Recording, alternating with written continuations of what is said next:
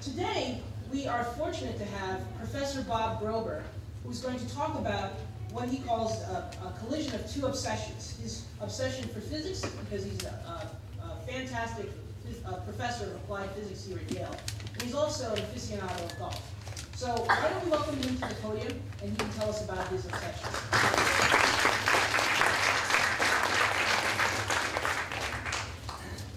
Is this working?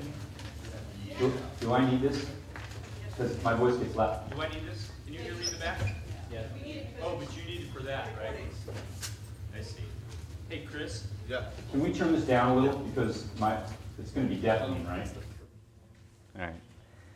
Good morning, and welcome here. Thank you for inviting me. So I'm going to tell you today about my two obsessions, and they are physics and golf. And I just want to give you a little background. So when I was a kid, I grew up with the goal of being a golf professional, and I played a lot of golf. And then I even went to college with the goal of being a golfer. That's what I always wanted to do. And when I got to college, I was fortunate enough to go to a place where they actually made me study. And I figured out that actually I really also loved physics. And so I gave up my notion of being a golfer and then went and did physics. And physics is way fun. We build all sorts of crazy experiments and sometimes even blow things up. But you know, you never lose the love of what you do when you're a kid. And in my case, it was golf. And so I've always done physics and golf. And part of that is building little experiments that go in golf clubs. So I've been doing this for a long. First off, let me ask. So I want to understand who we have here. So tell me, how many kids here in elementary school? What grades? 4th grade? 3rd grade? Okay. So how many in middle school? Let me see middle school. Good. And this is 6th, 7th, and 8th grade, right? Right. And then how about high school? All right. Okay. So who here can tell me what physics is? Anybody know? Anybody want to guess? Come on, Marcus.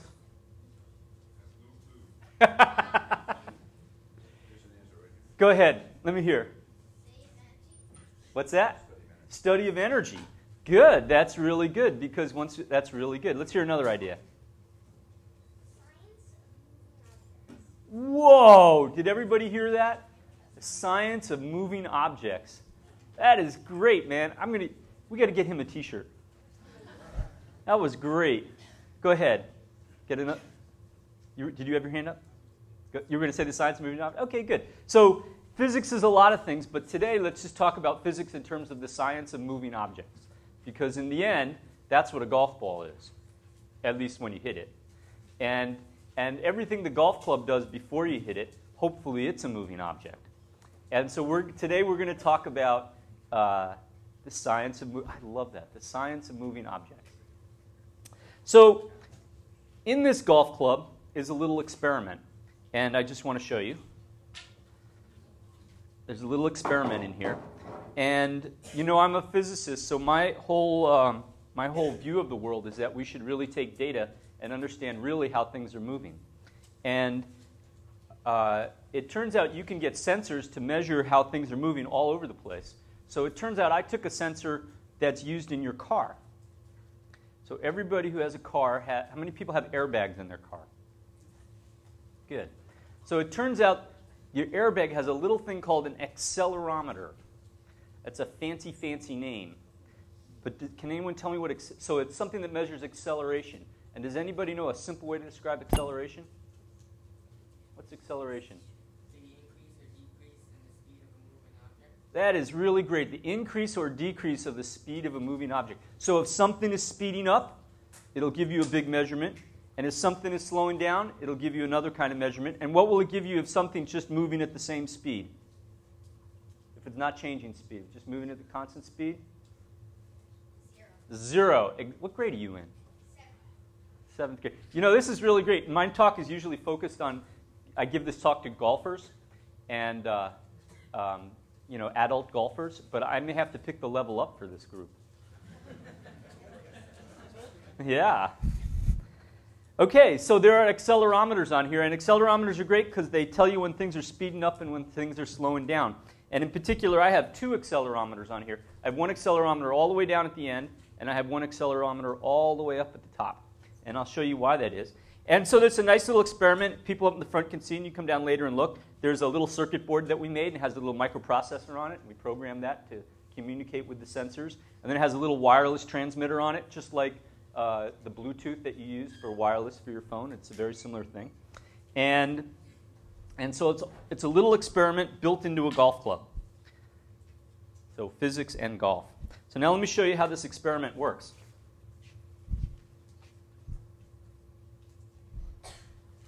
And now this is always the very exciting point in any talk. So you put these systems together, and then you push the button, and you hope that the whole thing works. Whoa.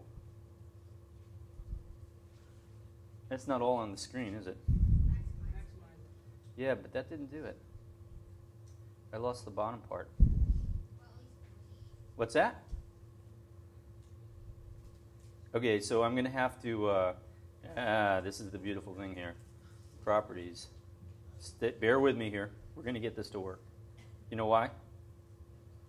Because we're scientists.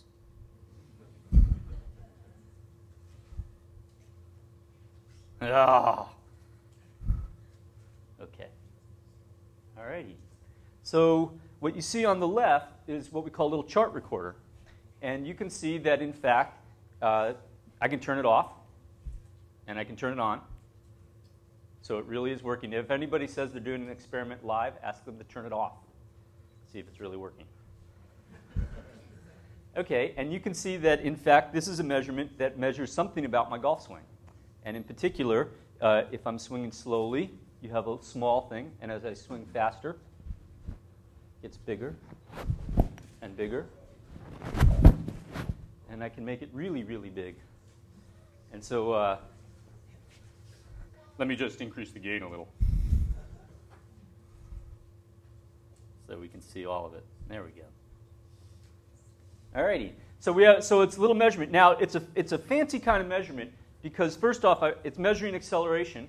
So let's see. We have a couple people in high school who might have taken high school physics. So first off, note that it doesn't measure that. And note that it doesn't measure this. Right? Everybody see that? What it does measure is this. Right? So the way these sensors are put up in here, I measure what kind of motion. So this is called rotational motion. So I measure motion in a circle. I don't measure motion in a straight line. And the reason is because in the golf swing, what is the golf swing mostly about? It's mostly about motion in a circle. So these sensors are arranged in a particular configuration that allows you just to measure circular motion. Does anybody know what kind of acceleration that is? Does anybody remember that term? Angular acceleration. How about the word centripetal? So that's called centripetal. Sometimes people call it centrifugal, but we prefer to call it centripetal. Good? So it's measuring centripetal acceleration. Now, you might say, well, how is that going to be useful to a golfer? Right? Because, if I swing a golf club, I can't really look and see what's going on there. So we had to figure out a way to take this data and make it useful to the golfer. So who can guess what we did? I recorded it and made, okay, good. So maybe I recorded it. Build a headset display into your glasses. Could build a headset display into my glasses. I gave it a sound. So, when you're hitting golf balls, your eyes are preoccupied because you're looking at the ball. And taste, well, it's kind of hard to change the taste. And you could have like electrodes and do some electroshock therapy. But we didn't do that. Instead, what I did was the following. Turn it into something that you can hear. Because when you're hitting golf balls, for the most part, your ears are not being used. And the ears are really, really good at hearing things and picking out patterns. So in order to get the data to the golfer, we turn it into audio, and in particular, it's low-pitched and soft. when it moves slowly. And the faster it moves, the higher the pitch, and the louder the sound. Right?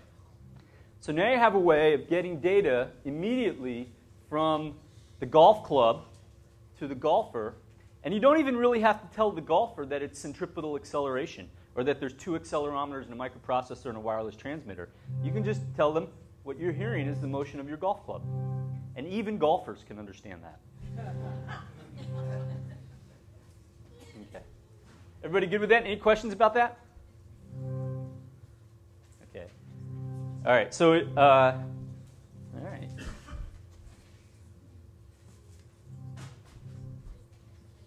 Okay. So I want to explain. So now you can ask, well, how is this useful to golfers? And so let me just give you a couple of examples. So the first example is that the golf swing, it turns out, the golf swing of really great golfers, and I'll tell you about that in a second, the golf swing of really great golfers is rhythmic. That there's a particular rhythm to the golf swing. And it's not so different than the rhythm of the pendulum. So this is a pendulum. And it turns out the rhythm of the golf swing is pretty much the rhythm of the pendulum. Can you all hear the similarity there? And rhythm and tempo, it turns out, is very important in the golf swing for reasons of having to do with what makes you consistent. And we're going to talk about that in great detail later. But I just want to motivate it. So with beginning golfers, you get tempo, which is not rhythmic. So that's a rhythmic tempo. Right? So here would be a typical beginning golfer.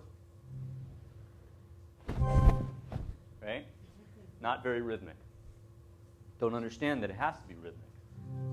But all good golfers swing with a rhythm, with a really good rhythm. Here'd be another one. So why don't I hit the golf ball far?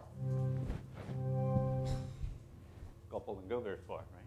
If you want to hit the golf ball far, you have to swing with a higher, faster pace, right? So being able to hear the difference in speed is a big thing. Being able to hear that there's a real rhythm in the golf swing. And by the end of this talk, hopefully you'll all understand why you really want a real rhythm in the golf swing. There's another really fun thing that you can hear. You can hear when the club gets to its maximum speed. Right? Can you hear that maximum speed down here? Right down at the bottom? Can you hear that highest pitch down by the bottom? It turns out in many, many golfers, especially the poorer golfers, you'll hear this. Do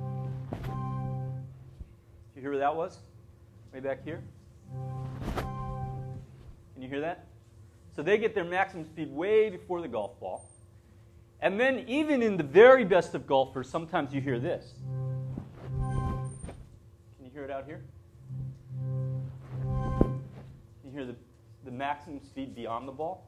Now where would you like to have the maximum speed? Who can tell me? Right at the ball. But it turns out almost never, ever, do people get their maximum speed right at the ball. So just something as simple as that is really useful to listen to. Everybody good with that so far? Any questions? Are we having fun yet? Yeah. Got enough food? So as an inventor, you spend lots and lots of years of doing all this crazy stuff. So I've been putting sensors in golf clubs since 1993. How many of you were not yet born yet in 1993? Right. So I've been doing this for a long, long time.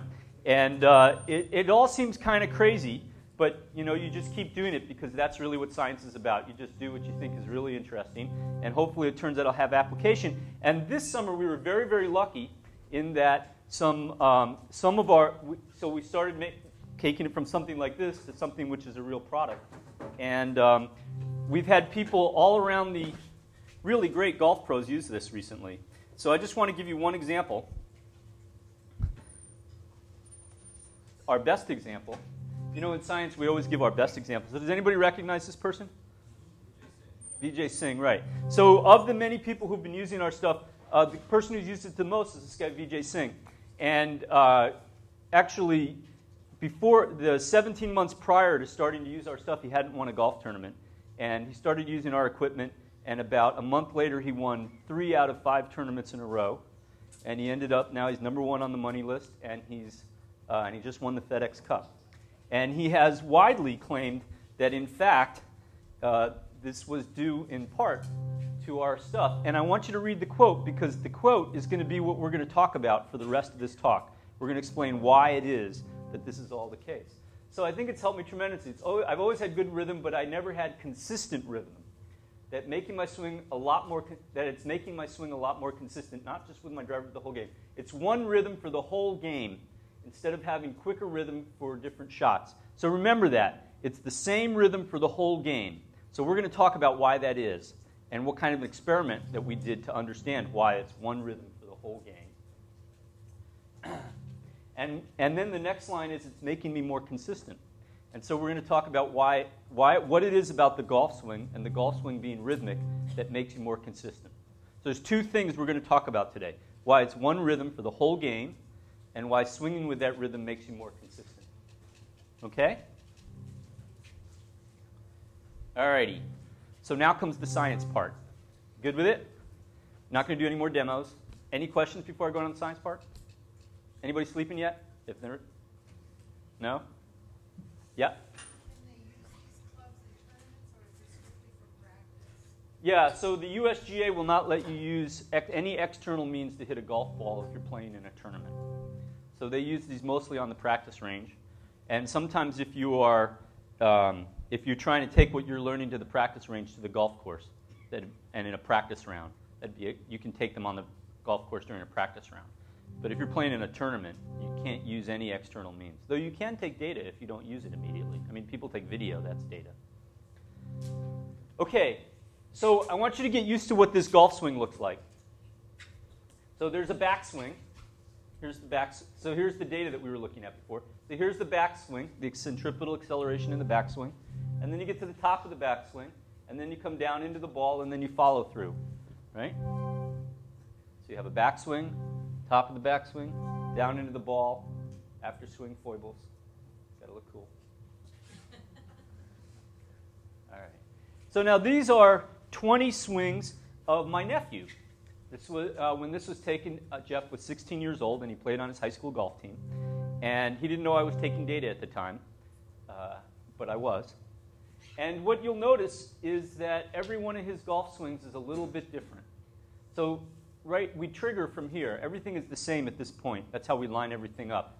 But if you go into the backswing, or if you go into the downswing, every single swing becomes a little bit different. And in particular, he has two different kinds of backswings. He's got a long backswing, and he's got this short backswing when he thinks he's hitting it hard. Okay, this is what you see for 7 swings of a tour pro. This is Pat McGowan, who I used to watch when I was growing up. He was the 1978 PGA Tour Rookie of the Year. And if you look at these 7 swings, what do you notice? They are very nearly the same. In fact, if you know, the error bars associated with these things are measured in terms of 10 milliseconds, so 1/100th of a second. That means each swing is pretty much the same to within 1/100th of a second. I mean, that's pretty incredible. But it's typical of what you see of golf pros. That is that swing to swing to swing, if they're very good golf pros, it's always exactly the same.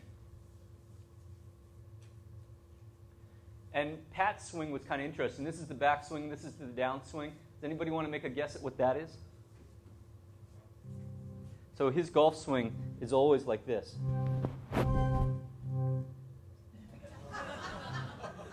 Every single time. He always gives it that little thing. What's that? All right. So we can, yeah. Piece of data where it comes straight down there. There, that's impact. So at impact, you get a little shock, and the sensors are not fast enough to measure the full dynamic of the shock, so it just looked like random spikes. But the impact is actually at the apex. The impact, in his case, happens here, and then the next data point, you just see a couple of shocks through the system, and then it follows through. Yep. Okay, so let's take some data. Let's try to really understand how precise this guy's swing is. And in particular, we're going to look at all sorts of different swings, and we're going to measure the length of the backswing. So how many seconds did it take for the backswing? And we're going to measure how many seconds it took for the downswing. And we're going to do this for all sorts of people. And we're going to collect this in this. So this is a graph. How many people know about graphs? Good. Good, okay. So this is the amount of time for the backswing, and this is the amount of time for the downswing. And each one of these dots is a different person. So this person here took just over a second for the downswing, a backswing, and just about 250, a quarter of a second for the downswing. So we plot backswing versus downswing for lots and lots of different people, and we divide them into different groups: tour pros and really good golfers and just average golfers. And what you find, if you just look at this group of tour pros, so this is a whole bunch of different tour pros, they all pretty much swing exactly alike. That is, the total amount of time for the backswing and the total amount of time for the downswing is pretty much the same for all of them. Pretty incredible. The other thing you'll note here, if you look at these other ones, see how there are error bars? There are error bars here. So each dot represents one person, and each dot represents maybe like 20 swings or 30 swings for one person. Because as a scientist, you don't just take one data point, you take lots of data points. And then you can take averages. You can say, what's the average backswing and how much does it vary? And the error bars are how much they vary. And what do you notice about the error bars for these people? Very, very, very small error bars, which means they're very consistent. Every swing from swing to swing to swing is almost exactly the same. And the other thing, so very small error bars, all pretty much exactly the same timing or rhythm of their swing. But if you look at, these are now golf professionals who don't play for a living. They give lessons and they run golf courses, and they used to long ago maybe play for a living. And what you see first off is that the error bars get bigger for these people, right? From swing to swing, they're not as consistent. And the other thing you'll see is that from swing to swing, they're slower. So this group here would be right about there. So as they start to get slower, what you see is the error bars start to get bigger. Nobody's faster than the tour pros. Those guys swing as fast as anybody, even though they appear to be swinging slowly. And then here's the rest of us. You're in that group, if there's any question. I used to be. Last week. Much better now. We can talk. Ask me that at the end of the lecture. I can show you how I've improved. So I had the data on that. But you see, so the tour pros are here. Everybody else is slower and much more inconsistent.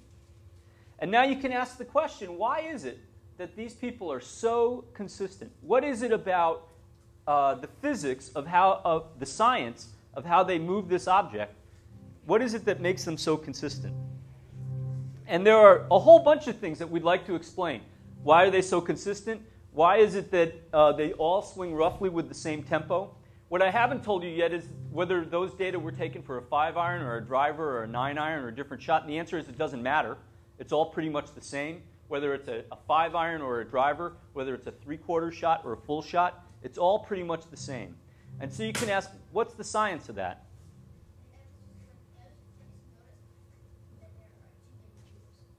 There are two different groups. Very good. And I don't know why that is. I don't know if that's just because I didn't take data on enough people or if there really are two different groups. Good notice. Good observation. Okay, so now who can tell me something which is really regular? So we want to do this from a science perspective. Can we make a model of the golf swing which really has all of this science built into it? So who can tell me something that's real, the science thing or a physical thing that's really consistent, has exact tempo or keeps time the same way every single day?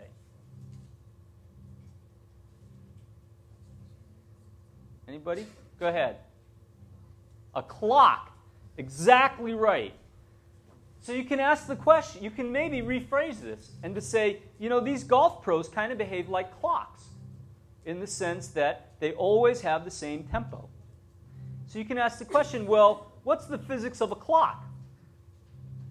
What's exactly the physics of a clock?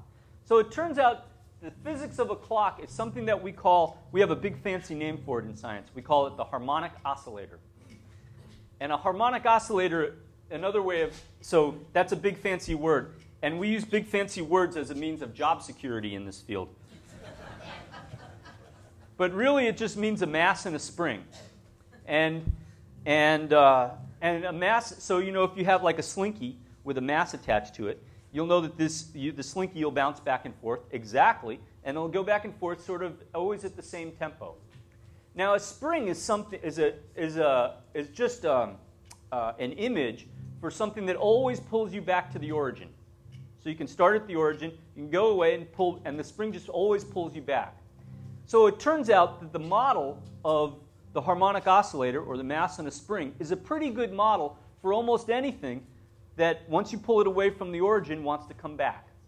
So for instance, the pendulum. So what pulls the pendulum back to the origin? Gravity. Exactly. Man, that kid gets 2 t-shirts.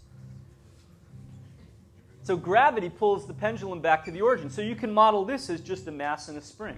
The mass is the mass of the club, and the spring is gravity pulling it back. Now, one of the properties that you notice about this is that this has a tempo that it wants to go at. And the tempo is defined by its mass, and by how hard gravity pulls back. And well, really it's its length, but we won't go there. But it turns out it has a particular frequency that it wants to go at, and we call this the resonant frequency. And this is what driving it at this frequency is what we call resonance. Now I can drive this at a different frequency. I can go much, much, much, much slower. But you notice I have to grab on with my hand to do this. It takes a lot more energy to drive it really slowly. And you'll notice that it isn't as regular as if I just drive it at resonance. Because when it goes at resonance, it just goes at the frequency that it wants to go at. And I can do this today, and I can do this an hour from now, and I can do this next week, and I can do this when I'm in a good mood, and I can do this when I'm in a bad mood, and when I'm tired, and when I have a lot of rest, and it will always go back and forth at this pace, because that's what it is to drive it at resonance. I can always drive it above resonance, and that looks horrible, right? When you drive it at resonance, it actually looks pretty smooth, and it doesn't really look like I'm working hard. And in fact, the way you find resonance is simply to figure out where you go back and forth, putting in the least amount of energy. So I can do this with 2 fingers. But if I try to move slower than that, I can't do that without holding on with my whole hand. It takes a lot more energy to do this. It takes very little energy to drive something at resonance. So resonance is really neat in that you don't have to use a lot of energy to drive things at resonance. And it'll always be very, very, very consistent. Did you have a question?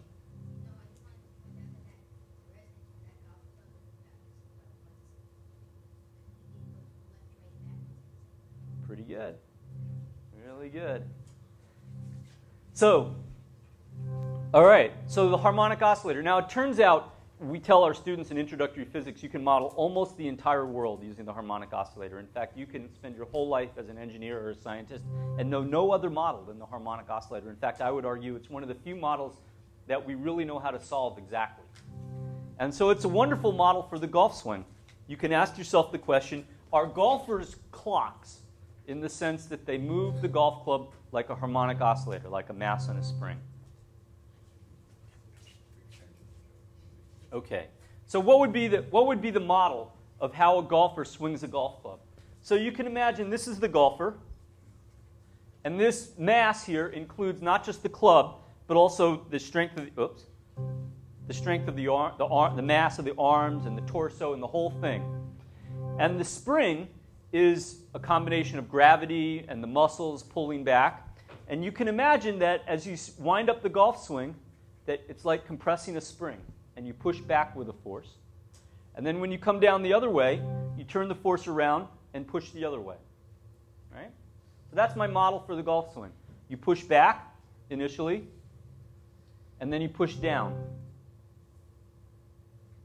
Now, does anybody see that there's what we call an asymmetry here? If you look at the first time, you're pushing, are you compressing the spring or expanding the spring?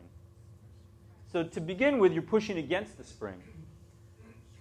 And then afterwards, you're pushing with the spring. Right? And so let me do that again. So initially, you push against the spring. You compress it. And then you expand it. You push with the spring. And so that's a very different thing. In one case, you're compressing, the other expanding. And so it turns out you would expect that there's a difference in the amount of time to go back and the amount of time to come down. Right? If one case you're compressing the spring, in the other case you're going with the spring, there'll be a difference in time. And it turns out we can I'm not going to show this graph. It turns out we can calculate that. And it turns out that if you push back with exactly the same force that you push down, that the backswing will be twice as long as the downswing. And it turns out that if you push back with half the force that you pull down, and you pull down twice as hard as what you push back, the ratio of backswing to downswing will be about 3 to 1. And it turns out 3 to 1 is the ratio that we see for good golfers. That in those graphs that I showed you earlier, the amount of time to go back is about 3/4 of a second, and the amount of time to come down is about 1/4 of a second. And there's a ratio of 3 to 1. And it turns out the harmonic oscillator model says that if you pull down twice as hard as what you push back, you'll get the ratio of 3 to 1. So it actually looks like it might be a pretty good model. So we have reason to believe that it's useful, but we had to go measure that. Oh, so I started talking to people about this model for golfers as springs, and a lot of golfers said that that was crazy. In fact, I had one golfer look at me and say, a really, really great teaching pro, looked at me and said, "Look, no spring." Right? He was right. I mean, that's pretty distressing. I get this big model for how we're a mass and a spring and everything goes back, and he goes back and he says, "Look, no spring." Pretty hard to argue with that, right? So I went and started talking to lots of people about this, and in fact some professors here. And here's the thing where, how many people here are athletes? Okay, so here's the lesson I want you to take from this lesson, from this lecture, is that the thing that's different about elite athletes, the best athletes from everybody else, is that they learn to use their bodies as springs.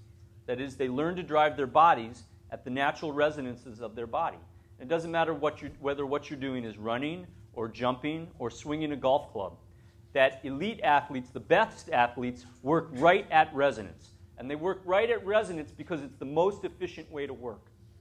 And that's why they always look so smooth. And they always look so graceful. Because they're working right at resonance. And everybody else looks klutzy. Because we're doing this. We're trying to go fast, and we're doing this. And really what we should be doing is this. And that's what you see in great athletes, that they all move resonantly. Did you have an answer to the person who swung back? I do have an answer. You bet. So let me just show you that, in fact, we're scientists, so we have this idea that the body works like a spring, but you really want to prove that that's going to be the case. So you have to go back and figure out how to make a measurement to determine whether that's really how the body moves. So that's, in fact, what we did. And I'll just show you an example. So here was my laboratory. At one point in time, it was all filled with lots of wonderful optics, and we did all sorts of great optics of quantum mechanical systems. We had lots of big words that enabled job security, all of that stuff. But ultimately, we decided we had to make some measurements related to the golf swing, and so I moved all that fancy equipment out of the way and put up a golf net. And, okay, I kind of got away with that. So here's a golfer. This was a golfer from the Yale golf team. And we conceived of the following experiment. So if you're really a spring, if the torso really is a spring, let's apply a force and then watch how that spring moves, right? So if this is a spring, I can apply a force and watch how it moves. So we did the same thing with the golfer. We asked the golfer to apply a force back, but we had to measure that force first. So we attached a rope to the golf club, and it had a little sensor that measured how hard the person pulled back. And then while that person wasn't paying attention, we cut the rope. And so they'd be pulling back and pulling back and pulling back, and all of a sudden they'd move because the rope would get cut. And then we put a sensor on his back to measure how his body moved. Nothing you can't do with duct tape. So this is a sensor that's called a gyroscope, and a gyroscope measures how things rotate. So we had a little gyroscope on his back, and we had several people do this over and over again. We'd ask them to apply a force, big force, small force, we didn't care. We measured how big a force they applied, and then we watched how their body moved. And if it behaves like a spring, what do we know? The bigger the force, what will happen? If you apply a little force, how far will you move? A little bit, right? If you apply a bigger force, what will happen? Bigger, right. So the bigger the force, the further the body would move. But what about the tempo? Should the tempo matter whether it's a little force or a big force if it's really moving at resonance? No. What grade are you in? You are good. You are good. So right, it shouldn't matter whether you apply a big force or a small force. If the body is really moving at resonance, then it should always be the same amount of time to go back. So that's the experiment we did. And I'll just show you, here's some data. So this is the rotation of the body. This is standing still. And this would be in the backswing as it winds up. And this is the number of degrees. So this torso wound up about 70 degrees. And then it started to come down. And all we did first off is measure how far back does it go. And remember, the more force, the further back it should go. And the other thing we measured is how long it took to get all the way back. Now, how long? It should always take the same amount of time to measure how much force you apply. And so this is the amount of force we apply, and this is how long it took them to wind up. And what you see is, even as you change the amount of force by a factor of 5 or 6, really make the force much bigger, that it always takes about the same amount of time for them to wind up. And that's a pretty good indication that they're working just like a spring, because that really is a property of the spring. Doesn't matter how much force you apply, it's always going to take the same amount of time to wind up. And the other thing you learn is that the amount of time to wind up is about 3/4 of a second, which is what? It's the amount of time for the backswing in a good golfer's backswing. So pretty good indication that, in fact, when a good golfer makes a backswing, really what they're doing is they're winding up the spring resonantly. And then this curve is how far the torso moves, depending upon how much force you apply. And what you see here is that, in fact, if you start with little force and then start applying more force, the torso winds up further and further, but there's a limit to how far your torso goes, right? You can't wind up all the way around. That would be a nightmare. So, in fact, what you find is that it kind of falls off here. Now, biomechanics people have measured this. They invented these torture devices, which they use with their graduate students. And they seat the graduate students here, and then they start to apply force, and they see how far the graduate student winds up as a function of how much force they apply. There are some grad students back there. Okay. So I just want to show you this data. So this is how much force they apply, and this is how far their torso rotates. And this is measurement done by real biomechanics people. And in fact, you can use that data to explain our data, in fact, how the torso really winds up. But to first order, the torso really does behave like a spring. And we believe, in fact, that's why it is that really great golfers and great athletes generically are good at what they do, that in fact they learn to operate resonantly. And in the case of golfers, really great golfers, they learn to drive their golf swing resonant with the resonant frequency of the torso, the arms, the hands. The whole thing has a common resonant frequency, and that's where they drive it. Now, as for the question of the answer to the question of my friend, look, no spring. The answer is, I can do that with this too. I can drive this resonantly, or I can hold it here. Right? You can teach your body to drive the body resonantly, or you can do all sorts of spastic things and have muscles fire in all sorts of crazy ways that don't drive it resonantly. And you end up with stuff like this. And that's what most people do. Most people are never in touch enough with their body to actually drive it resonantly. That is, push back when it wants to wind up and push back down when it wants to go the other way. Most people push back and keep pulling and stop and then come down in some sort of crazy fashion that isn't resonant, that doesn't lead to consistency. So he was exhibiting non-harmonious. He was exhibiting non-resonant behavior. And so we've shown that this is true for the golf swing. We've also shown that this is true for the putting stroke, that the very best putters in the world drive their putters resonantly at the resonant frequency of the putter in a very specific way. And in fact, there's a whole community within golf. They call it Zen golf.